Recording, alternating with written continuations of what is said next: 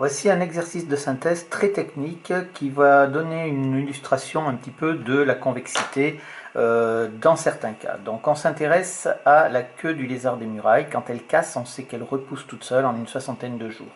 Donc on va modéliser la longueur de la queue du lézard en fonction du nombre de jours et en centimètres bien sûr.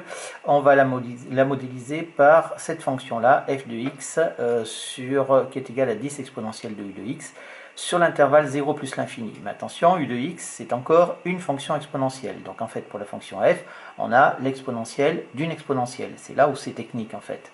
On admet que la fonction f est dérivable, et on note f' sa dérivée, donc ça on n'aura pas à le dire.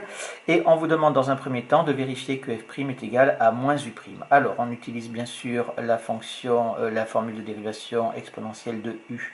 La dérivée d'exponentielle de u, c'est u' exponentielle de u.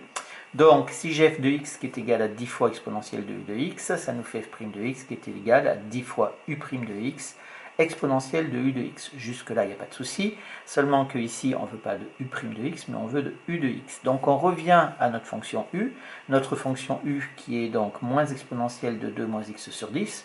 On réapplique de nouveau cette formule-là ici, et donc si je calcule u', j'ai donc le moins 1 qui vient de ici du moins qu'il y a devant, c'est-à-dire que là j'ai l'exponentielle qui est multipliée par moins 1, c'est donc une constante multiplicative, et je prends la dérivée de 2 moins x sur 10, c'est-à-dire moins 1 dixième, exponentielle de u, c'est-à-dire 2 moins x sur 10, ce qui nous fait donc 1 dixième de exponentielle de 2 moins x sur 10, mais en fait j'aurais mieux fait de garder cette chose-là, parce que j'ai moins, donc je le rétablis ici, et je dis que 1 dixième c'est la même chose que moins 1 dixième multiplié par moins exponentielle de 2 moins x sur 10, parce que comme ça j'obtiens moins 1 dixième de u de x. Je fais apparaître mon u de x, puisque dans la fonction f' de x, on veut que u de x. Donc je refais apparaître mon u de x ici en multipliant par moins 1 dixième.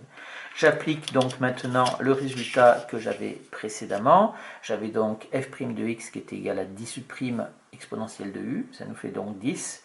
U', ça fait moins 1 dixième de u de x, exponentielle de u, bien sûr, et ça nous fait 10 fois moins 1 dixième, ça nous fait bien moins u de x, exponentielle de u de x. Donc faire le tableau de variation, donc je prends ma fonction u.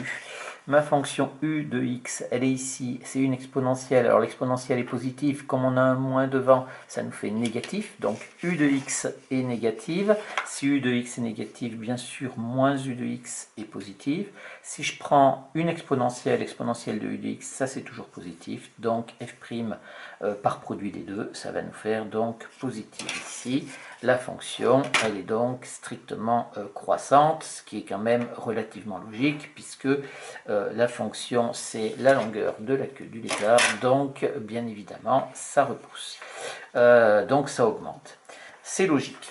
On passe à la question suivante. La question suivante, c'est la question 2. On vous demande de calculer f de 20.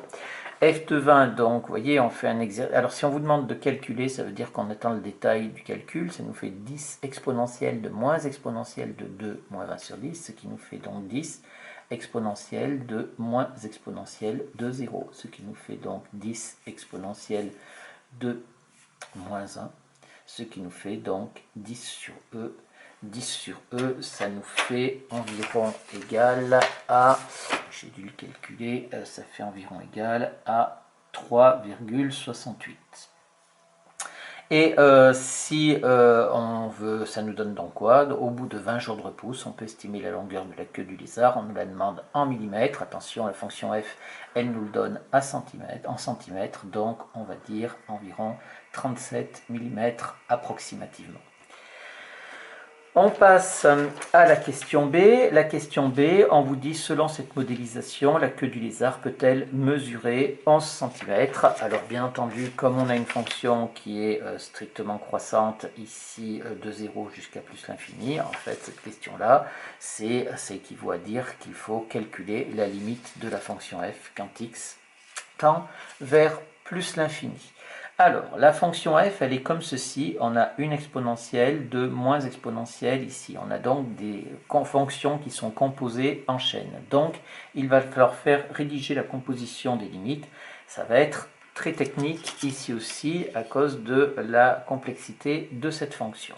Donc on va commencer par prendre la limite de 2 moins x.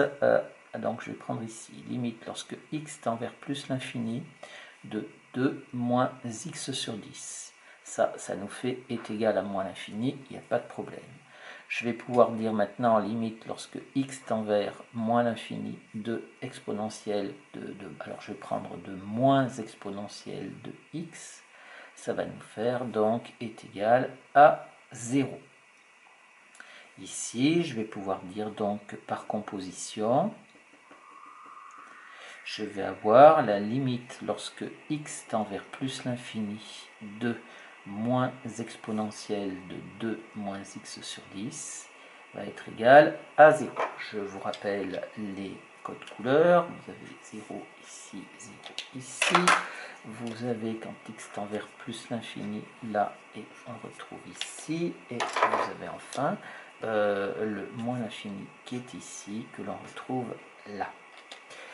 Maintenant, qu'est-ce que je vais faire? J'ai donc là ça qui tend vers 0. Et donc, qu'est-ce que je fais? Je vais donc dire maintenant que limite lorsque x tend vers 0 de 10 exponentielle de x est égal à 10. Et je vais pouvoir dire donc ici par composition, limite lorsque x tend vers donc plus l'infini de f de x, et bien ça va nous faire donc est égal à 10 puisque je prends la composition de tout ça et ça me donne donc 10 au final. Conclusion. Et bien conclusion, est-ce qu'on peut atteindre, alors la question c'était maintenant, est-ce que la queue du lézard peut mesurer 11 cm, pardon. Donc la queue du lézard ne dépassera pas 10 cm. Donc la réponse est non. Puisque ici c'est la limite. Donc avec cette, attention, hein, avec cette modélisation, on ne peut pas aller au-delà de 10 cm. La dernière question ici pour le troisièmement petit a, on souhaite déterminer au bout de combien de jours la vitesse de croissance est maximale, puisque bien entendu au début elle va commencer à repousser lentement, puis ça va s'accélérer, et puis après ça va diminuer pour atteindre les 10 cm. Et on admet que la vitesse de croissance au bout d'un certain nombre de jours est donnée par f' de x, c'est-à-dire la dérivée de f, c'est logique. Et on nous dit aussi que la dérivée est dérivable et on nous donne la dérivée. Donc ça, on n'a pas à le montrer, c'est pareil, le calcul serait assez technique, mais on nous donne la dérivée. On nous demande de déterminer les variations de f'. Donc bien évidemment, pour étudier les variations de f', qu'est-ce qu'il faut faire? Il faut étudier le signe de f seconde qui est ici, qui nous est donné. Donc pour le signe de f seconde ici, on a u de x, on sait que c'est négatif, donc ça pose pas de problème. Exponentielle de u de x c'est positif, donc en fait la seule chose qui pose un problème c'est cette chose là, puisqu'on a 1 plus quelque chose de négatif. Donc ici on ne connaît pas le signe de 1 plus u de x, donc qu'est-ce qu'on fait? On va résoudre 1 plus u de x ici supérieur à 0, c'est-à-dire que je cherche quand est-ce que je mets des signes plus dans mon tableau de signes de la dérivée. Donc c'est équivalent à dire quoi? À dire que 1 moins exponentielle de 2 moins x sur 10 est supérieur à 0. Ce qui est équivalent ici, ça me fait donc moins exponentielle de 2 moins x sur 10 est supérieur à moins 1. Je multiplie par moins 1, ça nous fait donc exponentielle de 2 moins x sur 10 qui va être inférieur à 1 parce que j'ai multiplié par un nombre négatif. Je vais arriver ici à maintenant 2 moins x sur 10 qui est inférieur à logarithme népérien de 1, c'est-à-dire logarithme népérien de 1 qui fait 0. Et ça nous fait donc ici moins x sur 10 qui va être inférieur à moins 2, c'est-à-dire 0, je vais passer le 2 de l'autre côté, hein. Ici je mets entre parenthèses égale 0. Donc ça nous fait moins 2. Et maintenant, il me reste à multiplier par moins 10 de l'autre côté. Ça nous fait x est supérieur à 20. Voilà, on a donc tout maintenant pour faire notre tableau de variation. On voit qu'il va se passer quelque chose à 20 où on va avoir 0 ici. Je mets un signe plus dans mon tableau de variation quand x est plus grand que 20. Donc j'ai plus ici, j'ai moins ici. U de x, on a dit que... Alors je fais ma délimitation ici. Je vais avoir 0 pour f seconde. On a dit que u de x c'était négatif. On a dit que exponentielle, c'était une exponentielle, c'est toujours positif. Ça nous fait pour f seconde, elle est donc positive et elle est négative ici. Voilà donc pour l'étude de cette fonction. Donc ici, on peut dire que la fonction f est convexe, ici elle est concave. Et ça veut dire donc que la dérivée est positive et croissante ici, excusez-moi, et surtout pas positive, hein, et elle est décroissante ici. Et ici, on va avoir donc f' de 20. Donc voilà notre tableau de variation de f'. On aurait pu se contenter aussi de la convexité comme je l'ai indiqué, mais c'est plus parlant avec la vitesse puisque on vous demande quand est-ce que la vitesse est maximale.